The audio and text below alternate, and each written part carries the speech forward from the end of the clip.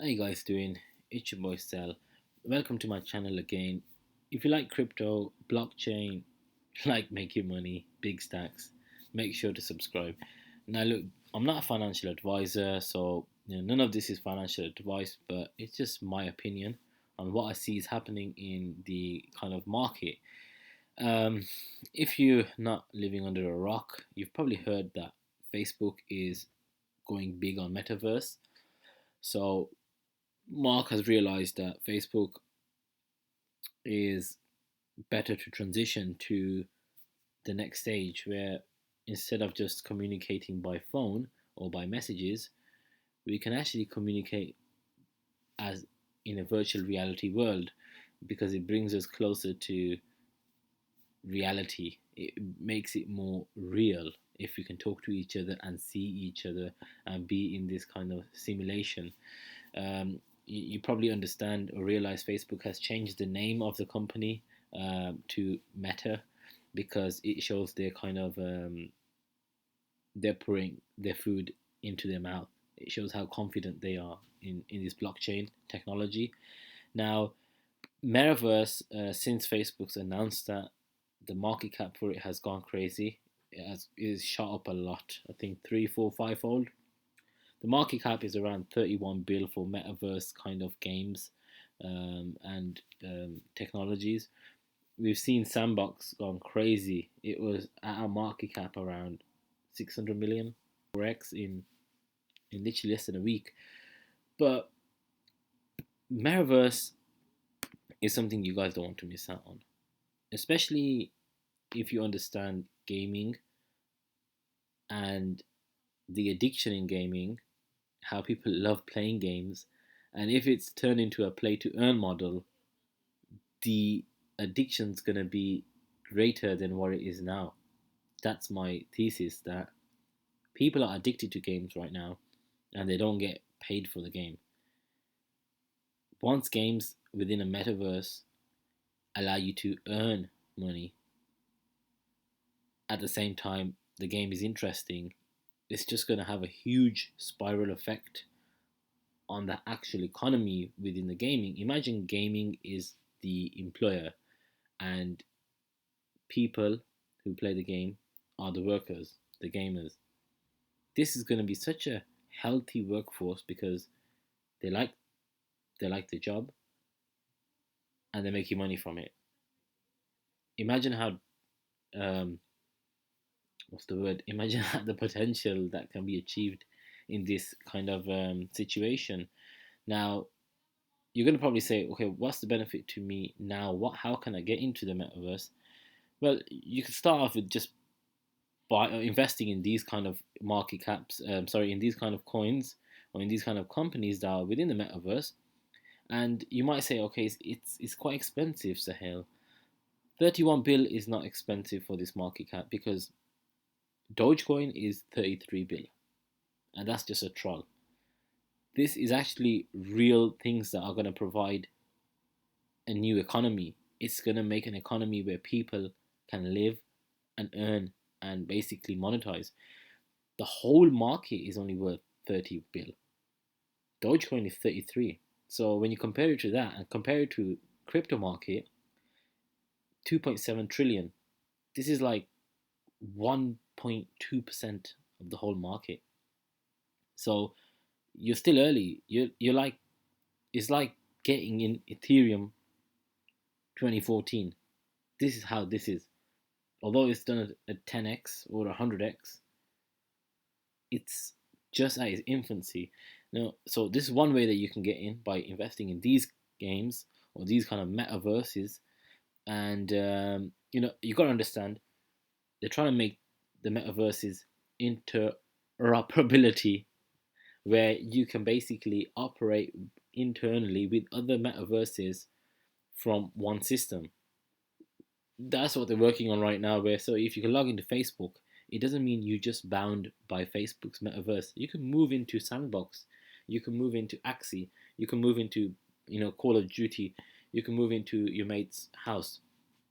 It's not that it's just on Facebook. They're going to connect them all together, so it's going to be like the whole world is on Metaverse. It's not like you're just sitting on Facebook. That means you can't move to your friend's house. They're all going to be able to connect to each other. That's what they're trying to solve right now, and how to build all this structure.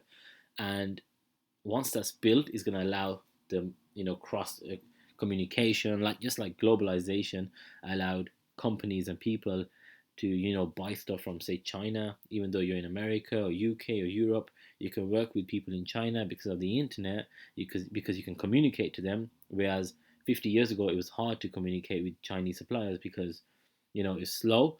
There was no trust and all these things. Whereas Alibaba brought in the speed. You can communicate with buyers, and gave you the trade assurance, so there's trust. In the same way, the metaverse is going to be like it is Web 3.0, where you can communicate with other people in different verses or metaverses. There's not just one metaverse, it's millions or thousands of them, where they can cross communicate and you can transfer it around to wherever you want. It becomes like another world. So this world, and then it becomes a digital world where people live in. It becomes an economy, if that makes sense now. Now, another way you can get in is through NFTs, where they are NFTs for games that are actually basically metaverses. So Big Time is a game that's coming out next year sometime, and it's got developers from Fortnite, Gears of War, Call of Duty, Overwatch, also the co-founder of Decentraland. So these guys are kind of like big time players. No wonder it's called Big Time, and they're allowing you to buy passes in the game, which is like early access to the game. So if you've got early access to the game, you can earn NFTs within the game. You can buy land. You can do things before other people. So you get that kind of upside. You can probably buy a plot for 1 ETH, and as soon as the game's released, it's probably worth 5 ETH. So you can probably buy one of these passes as an investment, hold it, and when the game comes out, play it. So you're early than other people, and then that will allow you to reap up all the rewards in that game before others, and monetize it, and also progress faster. See, these NFTs are valuable because the underlying asset is the game. That's the reason that NFT holds a value. It's not just a pass, it's not just a picture, it's actually linked, integrated to the game. That's if that game is going to become a success, the NFTs or those wearables or those tradable items in that game will be a success. But when you buy an NFT that's just a picture, there's no utility behind it. You've got NFTs for profile pictures, where it's just where you can put on Instagram or social media to have clout. You've got NFTs that have a utility like this, where it's you buy the NFT, allows you to integrate or play that game. That's like the biggest utility NFT. People just buy NFT, a picture, and they pay 10,000 for it, but they don't understand it. It's got no utility behind it. 99% of the NFTs will crash because you're just paying for a picture. You want to pay for an NFT that either has historical value, has some clout, or the safe one, in my opinion, is gaming, because it's you can play that game with that NFT. And especially if it's a game that's being made by one of the biggest, like the best developers that we know of, like Fortnite, Gears of War, Call of Duty. These guys make games for a living, as a passion. So if you buy an NFT or buy an item within this game, it's gonna blow. So NFTs is a good way to get in the metaverse and gaming. It's like you've got the double effect. Or get into metaverse coins, into the tokens of metaverse companies, because if Bitcoin keeps going up, end of this year it reaches $75,000 or $100,000, or it does a 50% increase, I wouldn't be surprised to see metaverse do increases of 150, 200, 300%, because it's going to grow faster than Bitcoin because it's a smaller market cap. But if you look at these from a long point of view, from a long standpoint, that a long term horizon, these are going to give you the 100x's.